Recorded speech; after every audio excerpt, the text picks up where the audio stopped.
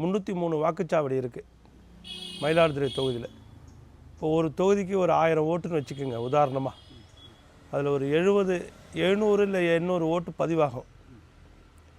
இப்போ அதில் நம்ம எப்படி ஒரு வாக்குச்சாவடியிலையும் 300 ஓட்டு வாங்கிறது?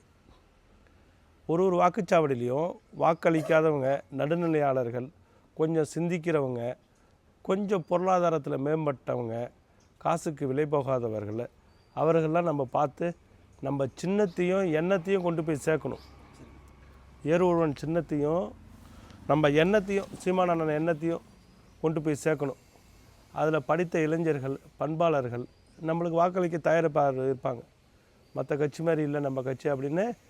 இது நம்ம இது எப்போ மக்களுக்கெல்லாம் தெரியுதுன்னா, அண்ணன் திருச்சியில் பிரம்மாண்டமான கூட்டின மாநாடுக்கு அப்புறம் எல்லாருமே உணர ஆரம்பிச்சிட்டாங்க. அதற்கு முன்னாடி நடிகர் வந்துட்டாங்க, உங்கள் கட்சி ஒன்றும் இல்லாமல் போச்சு அப்படின்னாங்க. தமிழனா ஒன்று கூடலாம் பாருங்கள், ஜல்லிக்கட்டு மாரி 10 லட்சம் பேர் கிட்டத்தட்ட. அதற்கப்புறம் மிகப்பெரிய மாற்றம். நீங்களும்